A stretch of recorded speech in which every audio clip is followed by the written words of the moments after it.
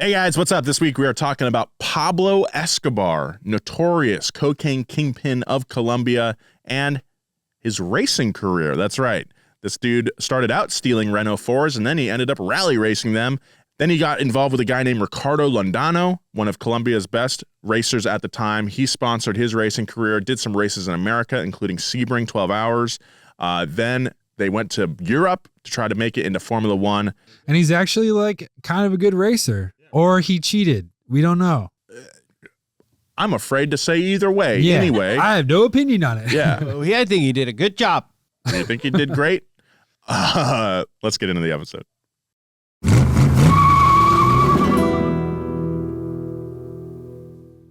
During the 80s and early 90s, Pablo Escobar was the richest, most ruthless cocaine trafficker in the world. At the height of his career, his cartel was responsible for 80% of the cocaine trafficked into the United States, and Pablo was raking in around $70 million a day. What? That's more than $25 billion a year. But between the police, the Colombian army, and the rival cartels, Pablo Escobar was also the most wanted man in the world. He spent most of his reign dodging bullets and jail time. Once, he even offered to pay off Colombia's $10 billion national deficit just to avoid an extradition treaty with the United States. But before his life was monopolized by drugs, money, and gang wars, Pablo was a man with a simple dream: to be a race car driver. And for 2 memorable seasons on the Colombian circuit, Pablo cheated and stole his way onto a championship podium. But how did he do it? What driver did he bring up on the way? And did everyone know his real job? Yeah. Yeah. Today on Pass Gas, the brief but insane racing career of cocaine kingpin Pablo Escobar.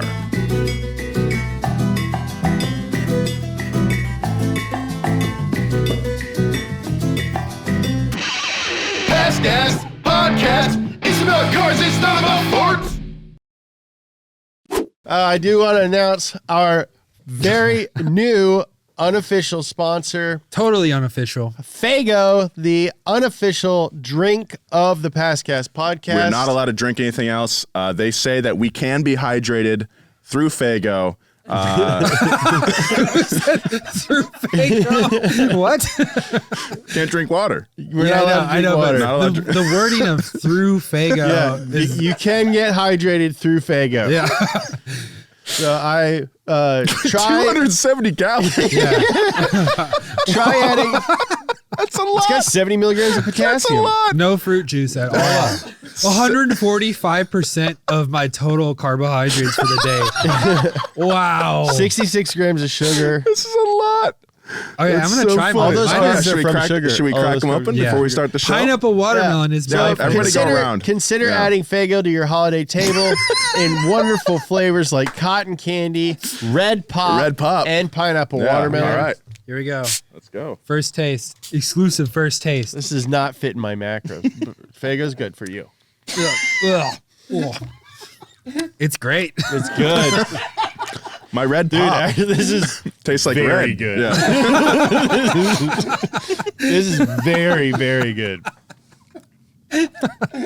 This actually has 2,000% of your daily intake of red dye 5. So that's Nice. 2,000. yeah. Yeah, I'm getting on my yellow 40 for the day. Yeah, I got blue 11. It is actually pretty good. Dude, it's so good. This tastes so good. I understand the obesity epidemic right now. I don't really like mine. Really? Yeah. What are you thinking? It's You're gonna not be like allowed to say cactus? that. I don't have COVID if you You're want to not try allowed it. to say it. You're not allowed to say anything. You don't really like how there's a limited amount. No. I really Yeah. love the variety of flavors that Faygo offers. Just like Faygo's available in a 3-liter. This ain't a 20-ounce bottle. This is a 23-ounce bottle. Because they also sponsor Michael Jordan. Yeah. Yeah, Michael Jordan and Faygo. Wow. All right. Well, thank you, Faygo, for Thank you, Faygo. unofficially sponsoring the show. Nick is handing us more there's flavors. Yeah, Great. There's cola. More flavors There's like orange. Cola. And orange. These are Classic more orange. standard flavors. Yeah. I All haven't right, had I'm enough. gonna try a cola. Try the cola, Joe. Try the goddamn cola, Joe. Oh my God, it's so good. I really believe you this time. So good, dude. Oh, Oh, I this love one it. is flat already. Joe, you are a terrible spokesman. We're trying to get sponsored by Faygo, and you're like, I don't really like this one. Oh, this one. This is how you get their attention, though. It's to so actually you're sponsor us. negging a brand. It's worked. It worked. It does work. It is so good. I love it. I do have a headache. But you know who else dealt in addictive things that make you feel awesome? Oh, wow. Pablo Escobar. They make you feel awesome at first. Yeah. And then they don't. He probably did some really bad He probably stuff. He did did some really bad stuff. But he He's also probably bad. took care of his people and fixed up the favelas and stuff like that. But Yeah. it probably doesn't offset all the people that he killed. I think he probably did some really, really bad stuff. But the mythos Yeah. and the character That's how that folk history heroes- has created Yeah. of Pablo Escobar Real is folk so hero. funny and cool. Yeah. He's like why I got into drug dealing. You know? Yeah. Like an Escobar. If you think about it, there's a lot of parallels with Tim Allen. Tim Allen and He's got a racing team. Actually, He does you know what? cocaine. I bet Escobar knew Tim Allen. Knew bet- of him. I bet Tim Allen handled some of Escobar's product. Was Tim Allen that big of a coke dealer? He got busted with at least a couple pounds. Yeah, I don't think a couple pounds puts you on Escobar's radar. He might have been just a soldier in the chain. Yeah, probably just a soldier in the chain. That's the saying, a soldier in the chain, you know? Just a soldier in the chain. You'll What's a never goon break- to a goblin? Maybe a goon. All right. My name is Nolan Sykes. Welcome to Past Gas, everybody. I'm joined by my co-hosts, James Pumphrey. And then make it in bing, bing, bing. That's cool. Yeah. And, It's a chainsaw. I thought it was Crazy Frog. No, it's an Eminem song. Oh, yeah. Come a criminal. Yeah. Criminal. Great song. Criminal. I love those early Guys, I'm into Eminem glorifying crimes today. This episode got me glorifying crimes. albums. And Joe Weber. What's up, dude? What's up, Wink Wink Nation? I just spilled Faygo on my crotch. What color? Bullet stain. It was this Bullet one. stain. Oh, Pineapple watermelon. pineapple That's a watermelon. combination That's you don't find anywhere. they're And you really- know the backstory of why there's Yeah. So Two- do you know why like all Celsius flavors and like LaCroix and stuff are two flavors? No. Like everything's like pineapple watermelon. Yeah, or yeah. Blackberry lemonade or strawberry guava. Mm-hmm. It's because most people know what one of those tastes like. Yeah. Like I know what a strawberry tastes Yeah. like. But I don't necessarily ever remember eating a strawberry and a guava together. Like I know what lemonade tastes like. I know Mm-hmm. Sure. what a blackberry tastes Sure. like. But I'm not sure I've ever had blackberry lemonade. Yeah. And that's so they can like not nail the flavor. Oh, there's interesting. a buffer zone. Yeah. Interesting. And like even more so like with Prime and drinks like that, they'll have like ice pop. Mhm. It's You're like, like- what even is that? Yeah, it's like Yeah. I guess this could be frozen. Yeah. It tastes like that. Someone put up that picture of all the monsters the other day. What? Was it scary? No, all the like tall boys of Monster Uh-huh. Energy, and they're all crazy. One of them's called Ultraviolet. Ooh. Like, I Oh, feel yeah, like yeah, that I would saw it. kill me. Mix Yeah. that with, makes you sugar-free. ultra violent. It's sugar free. Ultraviolet. They should just call it that. Well, Yeah. ultraviolet rays. No, ultra violent is what I'm saying. Yeah. That's what it'll make you after you drink it. That's Yeah. the Why other did you wink ICP at me? member No, it's because I have a headache. from the Faygo. Yeah, I wasn't winking. I was wincing. That's because Faygo is making your brain bigger. Oh, I don't eat sugar. Oh yeah, it's kicking in. That's how you know it's working. It's kicking in. I feel smarter. Oh, it's gonna be a good episode, you guys. Yeah. I got all my red 45 in there. Oh, man. So today we're talking Pablo Escobar. James, you want to start us off? Yeah. Pablo Emilio Escobar was born into poverty in 1949 in the city of Rio Negro in northwestern Colombia. But his family moved to the regional capital of Medellin when Pablo was young. His schoolteacher mother and farmer father could barely afford to feed Pablo and his two older siblings, a problem that would only get worse in the coming years after his parents added another 4 children to the family. They just added 4 more children. Yeah. Yeah. Yeah. Like a shopping cart. Are you sure? What, you ordered 4? I mean 2. But They Pablo, only come in 2 packs. I didn't see. Oh, it's a 4-pack.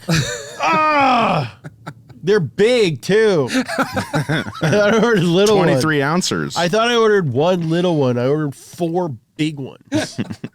But Big ones, like today's sponsor, Faygo. Big 23 ounces. You think big babies are sweet? You should try big Faygos. Do all of them? Mine is. It's not Red Pop. It's Red Pop. It's got an exclamation mark on the end. Yeah. Mine Yours too. is pineapple watermelon. This one's orange. And this one's just cotton candy. Cotton candy. No. Delicious cotton candy. Yeah. Delicious cotton candy. Learning so much about Faygo. Okay. But Pablo didn't let poverty keep him from his dreams. He wanted to be president of Colombia someday. And in a way, he kind of did end up ruling the country, but not through traditional politics. Foreshadowing. Yeah. Poverty drove Pablo to a life of crime early on. At 12 or 13, according to some reports, he started selling fake diplomas to people who either failed out or couldn't afford to go in the first place. I love that. I love that. That's sick. At the time, Medellin was undergoing a population boom that left nearly half of the residents impoverished. Well, people just keep adding 4 kids. Forced to choose work over education, lots of teenage boys joined gangs or ran schemes like Pablo's fake diplomas. However, Pablo was more enterprising than most. He eventually branched out into selling fake report cards, too. You know, you got to get to the diploma. Yeah. Someone's like, oh, I got this diploma. And someone's like, really? How about you send me that report card? Some of the report cards. God, smartass. dude, progress reports and report cards were the bane of my existence in high school, dude. You seem like you were a good student, though. I was a terrible student in high school. Oh, wow. Well, not terrible, Yeah, but what like, about him makes him seem like he was a good student? yeah, specifically. You're studious. Nolan is textbook succeeds in spite of. No. Yeah. He's very studious. Studio. Yeah. It wasn't until college that I had to flunk out of college first Oh, yeah. before I took studying seriously. I did. I flunked out of college, too. Yeah. Nolan's brain blossomed in his 20s. It did. Yeah. It like finally the Faygo kicked in. Yeah. Once you started drinking Yeah. Faygo. I started And then drinking your Faygo. frontal Once you lobe started the drinking just frontal like lobe. It is like expanded. yeah. So that's how that worked. Oh my God. Why is orange so many more calories? Well, how many? 310. What? Yeah. 310. Oh, my God. It's all that vitamin C they're packing in there to make your brain big. 15 grams of fat. Oh, that's why it's kind of like I've never drank something gamey before, Yeah. you know? Yeah. A lot of- Faygo. Yeah, The just coats your gamiest mouth. soda. Venison. Oh, it's orange venison. Oh, wow. It's so they don't have to nail the flavor. I've never had orange and deer together. From the report card scheme, Pablo moved into hustling stolen stereo equipment, as you do. Okay. Then he landed on perhaps his most creative venture, stealing tombstones from cemeteries. What? Then sanding down the front until the granite was smooth, and then resell them as brand new headstones. Oh, my God. I mean, you don't need it after you're dead. Yeah. By 13, Wait, Pablo, he's doing this all before 13? Yeah. If when I was 13, I couldn't pick up a headstone. Yeah, he's buff.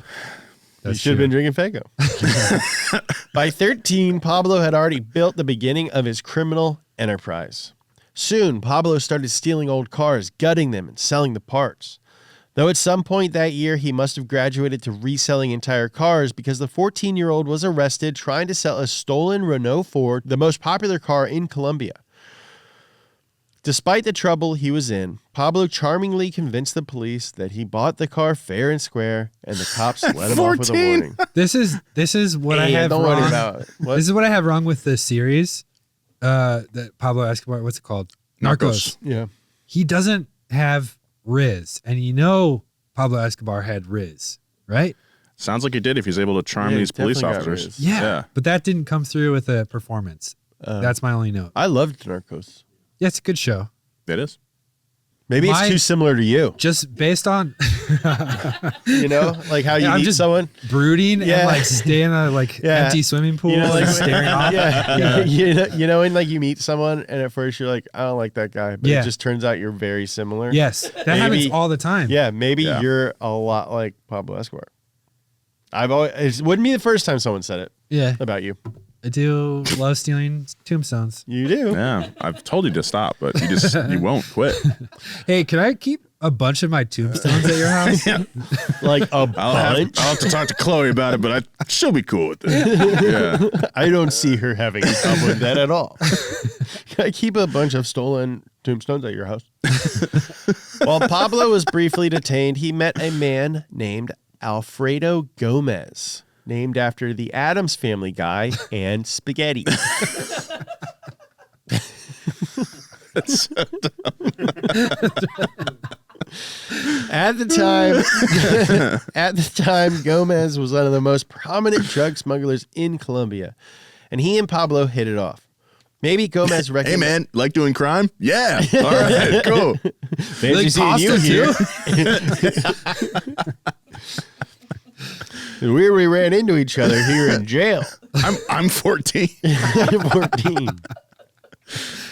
Maybe Gomez recognized something special in Pablo, or maybe he just needed another set of hands. Either way, Gomez brought Pablo into his fold and kickstarted his drug smuggling career.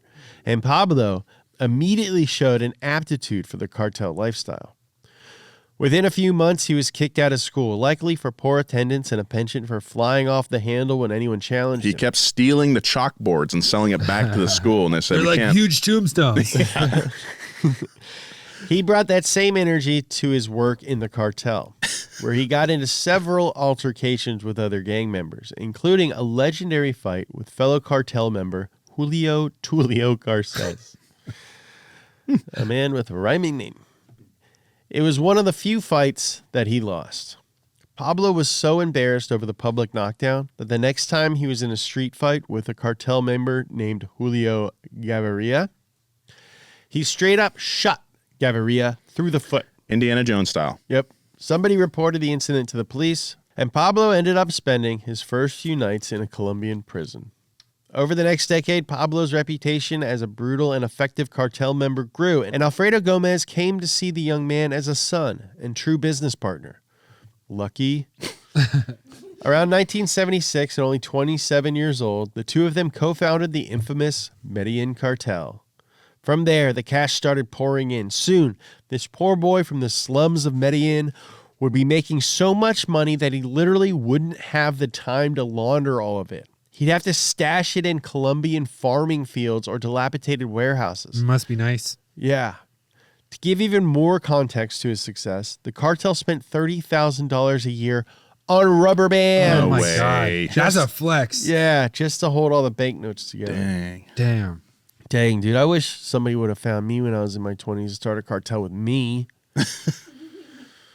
Take me under their wing, start a crime syndicate. A crime syndicate. By the late 70s, 30-year-old Pablo Escobar had cash to burn and was looking for a hobby to fill his downtime. He scratched that itch in an unlikely place. Rally racing Renault 4s. That same one he stole. That seems like a legitimate place to launder money. I know Oh, it yeah. sounds like Yeah. yeah. So much money goes through. I mean, I gotta buy tires. Yeah, I gotta. Oh, we spent $80 million on Arrow. And then On the cops rubber were like- bands for the cops were like, cars. oh, okay. Racing's good because, like, Don't you have to get the money back somehow when you launder it, though? yeah. How would But- you do that with racing? Well, you don't. Laundering is saying that you. That's why you Got have a it, in a way. front. So if you have like yeah, a like shop, a car wash. you can put it in the receipts like you made this much I money, see. Yeah. I see. and then you fake that you sold this much inventory Gotcha. to launder that make it clean. I'm convinced that a like taco burrito place I went to many times in 2020 was a front for something. Oh, I'm sure. Every mattress store you've ever been to is a front. Yeah. Not mine. Have you ever been to a donut shop in LA? Yeah. You think they can pay rent in LA selling a 50-cent product for like 2 hours a day? Nah. What donut shops do you go to? Every donut shop around me is like packed and it's 24 hours a day. Yeah, but you live in a hipster neighborhood. Yeah. Those donuts cost like $14. You live around a bunch of wealthy white people who are young and are like, I love this weird donut. You know Look, what I mean? live in a very diverse neighborhood. You live in Chug Town. Yeah, that's coming from a West Sider over Yeah, here. I'm a West Sider. I live with yuppies. You live with hipsters. Chuketown. You in Chuketown. Your church. There's a church down the street called Gryffindor, called Hogwarts. Saint Gryffindor Rising. Yeah, Saint Weasley's.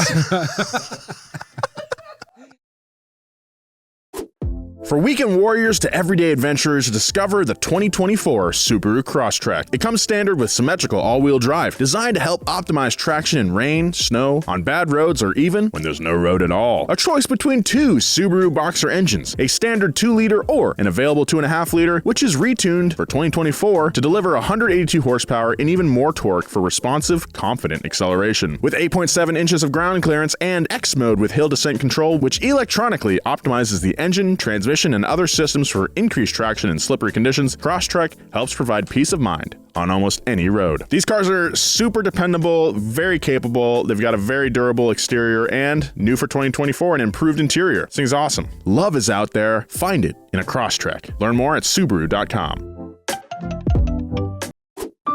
Big thanks to Pro Eagle for sponsoring this episode of Past Gas. If you're an off-roading enthusiast or just hit a curb every once in a while, you've got to check out Pro Eagle. Pro Eagle is a brand born from off-road racing, offering off-road jacks and accessories that are tried, tested, and trusted by the best in the business. Pro Eagle is not just a manufacturer, but an industry pioneer. Did you know they invented the off-road jack back in 2013? That's right, they were the first to market, and they've been lifting the off-road community to new heights ever since. They even won Best New Off-Road Product at SEMA. But Pro Eagle doesn't just sell jacks. They offer a full line of accessories such as mounts, weather covers, lift adapters for Rivian, height extensions, and even a jack lock that will turn your jack into a safe jack stand. As someone who's done a minor bit of off-roading, I really put a lot of trust in jacks, and Pro Eagle jacks, I can trust them because all these pro teams use them, offering a model for every use, from those smaller than a thermos to jacks made to lift big diesel trucks. Pro Eagle has the perfect off-road jack for you. Plus, you get peace of mind with your purchase, thanks to Pro Eagle's industry-leading 2-year warranty. Go to proeagle.com and use code DONUT for 15% off your order. That's 15% off proeagle.com with code DONUT. Thanks, Pro Eagle. Yeah, it's hard to say what about the Renault 4 races caught Pablo's attention. It might seem like an odd choice for a man who could afford a fleet of luxury cars, but Pablo may have had a soft spot for them. They were the cars he started out stealing, after all. At the time, there were Renault 4 races all over Colombia, despite the fact that Renaults weren't ideal for racing. But because they were cheap and reliable, almost everybody had one. In my head, I was picturing like a Renault Turbo 5. This thing is That's way... a 5. I know. But I was like, maybe it's a smaller one. Oh. It's not the best looking It's car. not nearly as cool as you're Doesn't look imagining it. fast. Yeah. No, but it does look like you could drive it as fast as you want. Yeah. Yeah. The Renault 4 was the most popular car in the country's history, and during the 1960s, it became fashionable to transform them into hot rods. Hell yeah. Then, in the 1970s, people started racing them in a series that became known as the Copa Renault Championship. Races started out at Bogota's Autodromo Ricardo Mejia, a 2.4-mile circuit shaped like a melted hand grip trainer. That's What? an interesting visual. Oh, Yeah. But melted. But melted. What? So maybe like- So there's like a corkscrew in it at some point? Oh, Maybe. yeah. Maybe. Unfortunately, there's no way to ever find out. The championship was such an instant success that soon Renault 4 rally races spread throughout the country, including Medellin, the second largest city. And in 1979, Pablo Escobar decided that he wanted to race. Hell yeah. At this point, Pablo Escobar was 2 years into the Medellin cartel. Pablo could walk around in public without fear of being shot or arrested. However, he was also 3 years into his marriage with 18-year-old Maria Victoria Henao, whose mother famously told her that she could only marry Pablo if she wanted to spend most of her life visiting him in prison. So it's likely that the average person wouldn't have known who he was, but they could have guessed where his money came from. He entered into the amateur division alongside several other drug traffickers turned race car drivers. And that year, the Copa Renault attracted so many traffickers that the participants started calling it the Coca Renault. That's clever. I'm in love with the Coco. I would call it the Faygo Renault. Faygo Renault. I'm about to have another sip of this delicious red pop. You got to stop. What does that taste like? It's strawberry. It is strawberry. There's a Aspartame. strawberry on here. There's Aspartame? no aspartame. It's all shugs. You're telling me to stop drinking, Joe, but we've done this several times now on the show where we have a drink in front of us, It's- like the Red Bulls for the Red Bull episode, and I was like, I'm not going to drink the whole That thing. was a wild episode. Yeah, we got jacked up. Yeah. If you put something in front of me, I will drink it. Yeah. Dude, you look in the bottle of one of the competing colas, there's a million ingredients. Yeah. This one only has 1, 2, 3, 4, 5, 6, 7 ingredients. It's practically pretty organic. Let's do a high score for added sugars. Okay. I'm at 72 grams. Ooh. 72 grams. Okay. Dang. I'm at 69. Nice. You win. Yeah. This is legitimately flat, though. Please try this. Just give it a try. I'm not sick. All right. I'm not sick, man. I'm not sick. Don't shoot. Tell me. Tell me, is it not the worst cola you've ever had? You are such a bad spokesman. It's like Michael Jordan being like, yeah, these shoes are not I've got to say, Joe, He it's pretty, did on David Letterman in the 80s. David Letterman's like, these are pretty ugly shoes, and Jordan goes, yeah, they are. Yeah, I think he's just being charming. What do you think? I think that's the best cola I've ever had in my life. Oh Faygo. my god. Guys, I'm pre-diabetic. Well, Joe, we shouldn't have signed the contract. But Pablo Escobar didn't just show up to races. For one thing, he sent a catering team ahead of time to pitch a white tent and set up a lavish buffet, complete with the best champagne money could buy. Hell That's yeah. sick. You knew Pablo was coming when the far-off sound of a helicopter slowly got louder.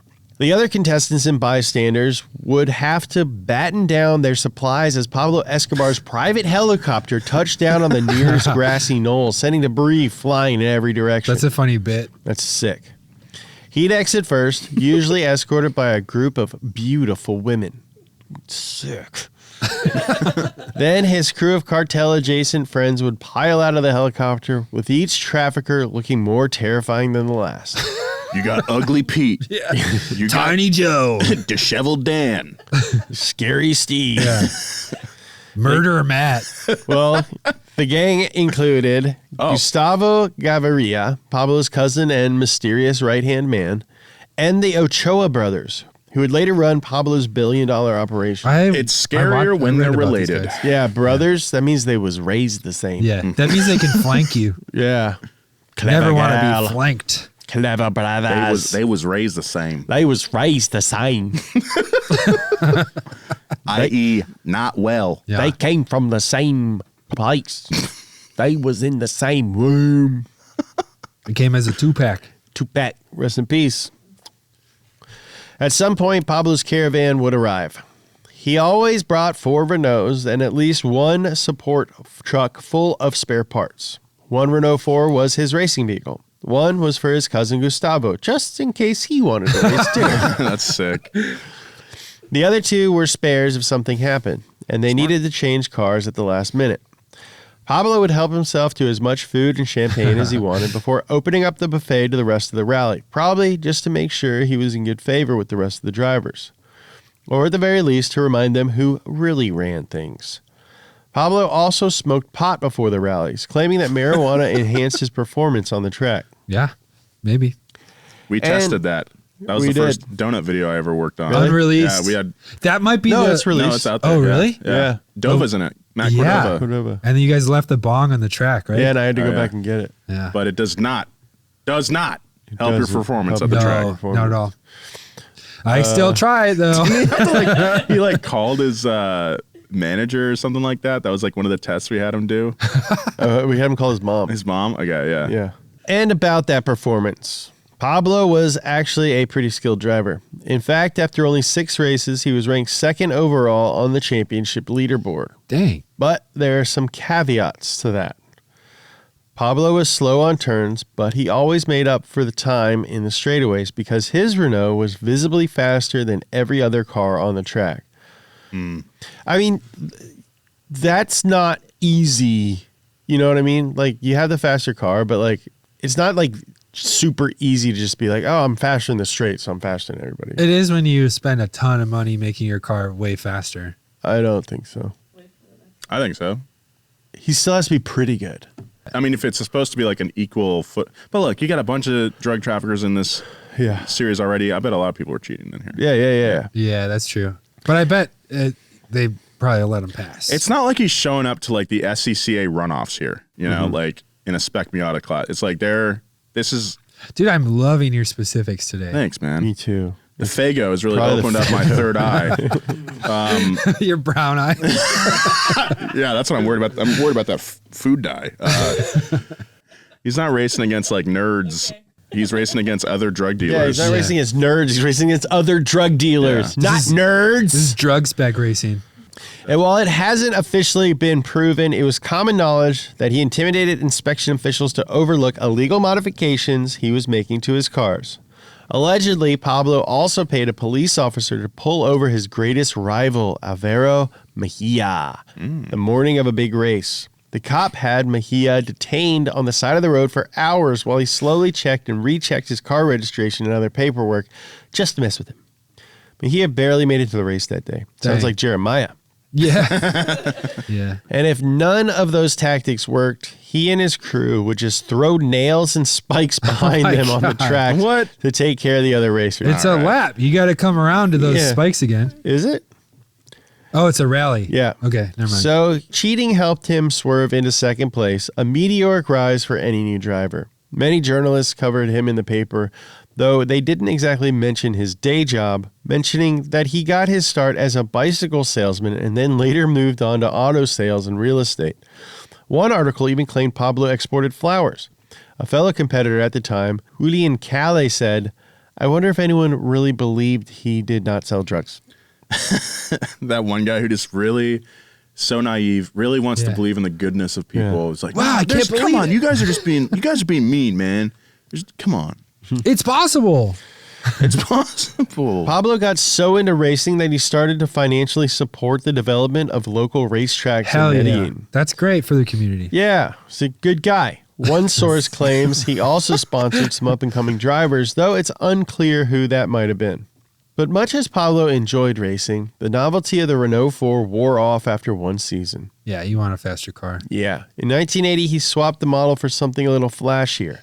A 1974 Porsche 911 RSR. One of the Sick. sickest. Yeah, I want one. Oh, I tell you what, fellas, don't want a Renault 4. Do want a 1974 Porsche 911 RSR. The one that was raced by Emerson Fittipaldi in the 1974 IROC series, as well as by different drivers in IMSA competition following that. Although Pablo made some notable adjustments to the iconic car. which is the opposite of what you're supposed to do for the IROC series because they're all the exact same cars. Slant nose. Dang, that thing's tight. Wide body. Martini livery. Piece of sauce, daddy. That thing's sick. Yeah. I want to be a drug dealer. Get that little red skirt. Little red skirt. Ooh. Wait, James would have to wear a red skirt? I'd have to wear a red skirt if I was a drug dealer. He gave it a slanted nose to resemble the Porsche 935, which was much more popular in racing at the time. He also gave it dark blue, light blue, and red stripes down either side to resemble Martini Racing's Formula One cars. And instead of racetracks, Pablo preferred to drive the car in hill climb events. Sick. Not just in Colombia, but around South America. Lots of hills. Yep. Gotta climb them. And as Pablo drove in bigger races, he met better drivers. At the time, Colombia's most famous local driver was a guy named Ricardo Landano. Landano was the same age as Pablo Escobar, but while Pablo spent the 70s rising to the ranks of a cartel, Landano was coming up in stock car races and motocross speed championships. Nice. He won almost every race he entered and was on track to become the best stock car race driver Colombia had ever seen. He was so sharp on the racetracks that his friends and fans started calling him Cuchilla, which roughly translates to Razor Blade. That's Nice. sick. Dude, Cool Kuchi is a nickname. tight If name. you guys started calling me Razor, I would not complain. Okay, buddy. We'll keep it in mind. But James, we cannot start calling him Razor Blade. I know. The guy loves knives. He'll take it as like a license to do things. The best part about knives is that they're tiny and God. small. You know? He also dreamt of being the first Colombian driver to race in F1. The problem Whoa, was okay. that the road to F1 was enormously expensive, and in a country like Colombia, it was nearly impossible for drivers to find funding unless they were born into a rich family. I mean, that's kind of the case everywhere. But luckily for Londano, Pablo Escobar was a fan. Oh. Nice. The two met at a hill climb race, and Escobar was so excited to meet Londano that he made a bet with him. Pablo said that he could finish the race within 15 seconds of Londano's time, and Londano agreed. Pablo ended up finishing only 8 seconds behind Londano, which he saw as a personal win. From the jump, Londano saw Pablo's passion for motorsport and thought he could probably convince Pablo to fund his career. From then on, Pablo and Londano struck up a friendship and soon became a business partners. You know what I realized? Like, a race team is perfect for a drug dealer because you have a big trailer. You can stuff a bunch of drugs in there, and you're driving all around the continent, doing different races and stuff. Great distribution. You're also like laundering it at the same time. That exact scenario happened over in the UK. There was a racing team in the 80s that hid a bunch of cocaine in their race car, like in the spare tires, stuff like that, in their racing trailer. I feel like we've covered that on some video we did like 3 years ago. But never on Past Gas? I don't think so on Past Gas. Let us know in the comments if you want to hear that story. Or psychically beam that Didn't we already request. tell Yeah, that story? because now we're psychic after all this Faygo that we've been drinking. Pablo began to financially back Ricardo's racing career in 1980. His debut was in the Sebring 12 Hours in Florida, which was part of the IMSA GT Championship. Londano drove a Porsche in the race, and even though most of the outlets reported it was a 935, the official registry lists a 911 Carrera. Either way, Londano finished in 26th place out of 86 cars, which isn't too bad for a first go at a race, especially at Sebring. Sebring is a pretty gnarly track. Soon after, he drove in the 1980 Can-Am season. He didn't place in the top 10, but did well enough for Pablo to agree to back him for another year. In 1981, Pablo paid for Londano's plane ticket to the UK, where he ran at the end of the British Formula One Championship.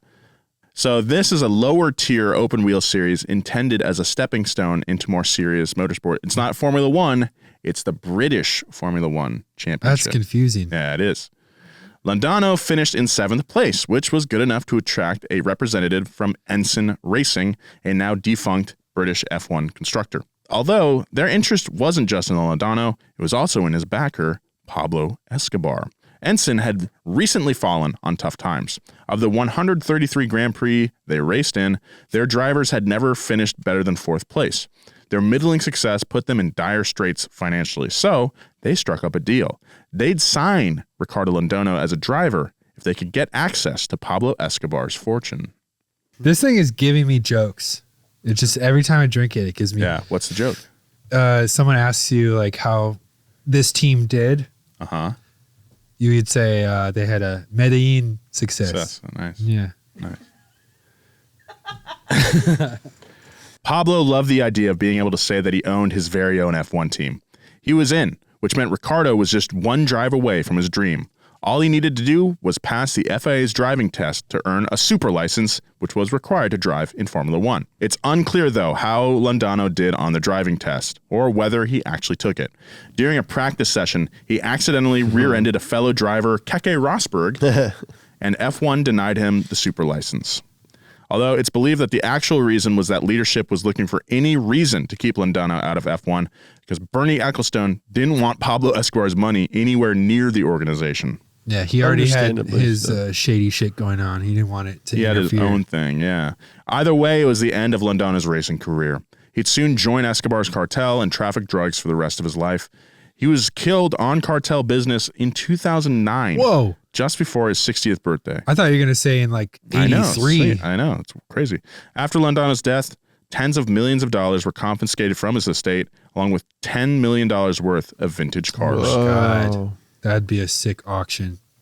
As for Pablo Escobar, he only ever raced for a year or so in a few events around South America, including the Marlboro Cup in a Simca, a boxy French car reminiscent of his Renault days. The responsibilities of being a kingpin made it impossible for him to keep up with racing events. You know, that's just how it goes, man. Life gets in the way. Yeah. He had a family, an international drug cartel. Pablo retired around the same time as Londano when he was about 30 years old. Retired from racing, not from dealing. While Pablo was forced to drop out of racing, his obsession with cars never went away. He spent millions building one of the largest and most impressive car collections to date. We know that he owned at least several dozen cars, but by most accounts, it was more like hundreds. Wow. Pablo's most famous racing car was the aforementioned modified Porsche 911 RSR, but he also owned a 1973 911 Targa and a 356. Nice. He also kept a suite of Mercedes-Benzes, most notably an S600 Pullman, a 300 SL Gullwing, and a 300 SL Roadster. For the S600, Pablo even peppered the side of the car with bullets so it would look exactly like Al Capone's back in the 1930s. Doesn't that look like Al Capone's? Guys, I've got a great idea. What if we go back, we shoot my car, it'll be like Al Capone's. I don't think Al Capone drove a Mercedes. I don't care, man. Just do it. His collection includes Cadillacs, at least I've one. never done cocaine. I don't have a good cocaine impression. That was pretty good. Awesome. His collection included Cadillacs, at least one DeSoto S8, a Rolls-Royce Phantom 1, and several Toyota Land Cruisers. The FJ40, FJ60, and FJ62 were his favorites. But the Land Cruisers were strictly for work. They handled the muddier, more rural Colombian roads, so he outfitted most of his cartel with them. Huh. It was common to see entire fleets of his Land Cruisers parading through the sketchier areas of Medellin. In fact, his cartel made them so iconic that the police started calling the cars narcoyotas. That's kind of how Low Truck was for a little bit. Yeah, Little narcoyota. Yeah, Bad guy truck. yeah. Low Truck looked like he was doing crimes. Yeah. Though, unfortunately, they made the cartel easy to spot, and Pablo had to eventually retire the Toyotas. Then there were the novelty cars that filled the garages of his multiple palatial estates. He kept a vintage blue Wartburg 311. Oh, yeah. Fartbird. Nice. The first car he bought for his That looks fledgling... like a Chevy. The first car he bought for his fledgling cartel when they first started trafficking. This thing looks dumb. Joe said that because it's parked next to a Chevy 1500 in the picture we have. There's also a red Chevrolet upgraded with bulletproof glass and a few other James Bond-esque gadgets that he had custom installed. Is this that car? The Chevy? Yeah. It is? Oh, sick. Yeah, that thing's cool. The Wartburg, not my cup of tea. That's a Harry Potter car if I've ever seen it. Harry Potter-ass car, dude. That's a Weasley-ass car, dude. Registered Chooksville, USA. And just for fun, Pablo also had a fleet of motorcycles, including one previously owned by Frank Sinatra, Old Blue Eyes himself. Cool. He had the 007 jet ski. Yes. Whoa, The that's Spy sick. Who Loved Me. Yes, Plus, dude. private submarines. Oh, dude, this picture of him on the jet ski is so Pretty sick. cool, I want man. to tattoo Oh, this car's cool. Why is he wearing a shirt? that. It's like a dress shirt. It's completely soaked. Maybe he was self-conscious. Yeah, maybe. My nipples are hairy. I got big dinner plate nipples. He had private submarines, boats, and planes. And yet, despite his extensive collection of luxury vehicles, towards the end of Pablo's life, he mainly drove around in a car disguised to look like a taxi.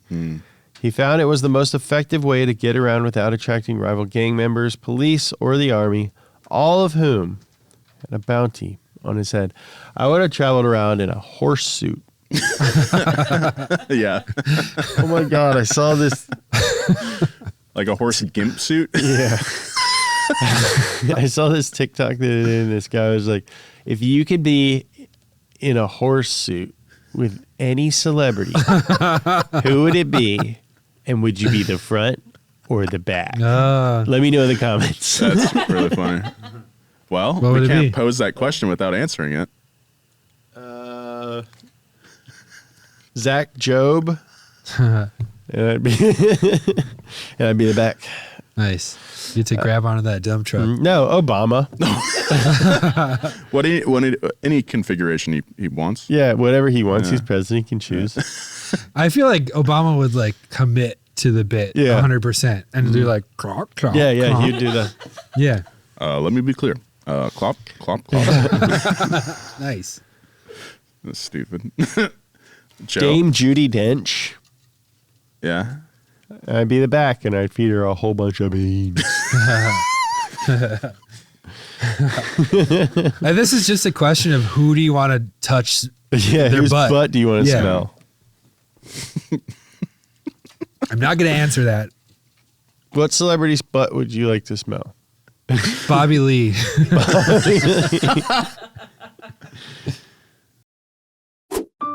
Big thanks to Prize Picks for sponsoring this episode of Pass Gas. With the basketball season here, you can now pick combo projections across football and basketball from the Specials League, a league created specifically for combo projections that include 2 or more players from different sports or leagues. For example, LeBron James and Travis Kelce at a 10.5 combo of 3 points made plus receptions. PrizePicks even offers a reboot policy so that your entries stay in play even if one of your players gets injured. For football and basketball games, if you have a player who exits the game the first half and does not return in the second, that player is rebooted. PrizePicks is the only daily fantasy sports platform with an injury insurance policy. That's pretty cool. Look, I play a lot of fantasy. I play fantasy baseball. I play fantasy football.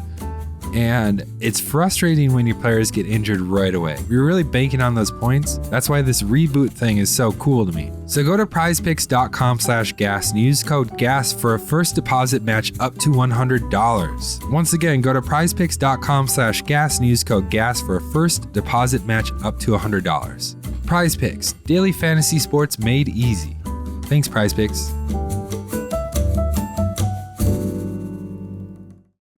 Throughout the 1980s, Pablo Escobar dominated the cocaine industry, becoming the 7th richest man in the world and earning himself the title of the King of Cocaine. But his illegal dealings did eventually catch up with him. Kind of. The long and short of it was that in 1991, Pablo struck an agreement with the Colombian government. He'd go to prison for 5 years and in exchange wouldn't be extradited to the United States for prosecution. But Pablo was allowed to build his own luxury prison, which he named La Cathedral. It included a soccer pitch, a bar, a jacuzzi, and a waterfall. Nice. Gotta have one of those. But after 4 of Pablo's lieutenants were tortured to death in La Cathedral, the Colombian government decided to move Pablo to a standard prison. He refused and escaped, by which we mean he walked out the back door in 1992. There's a back door. Yeah. He was on the lam for the rest of his life. The police finally caught up with him on December 2nd, 1993, the day after his 44th birthday.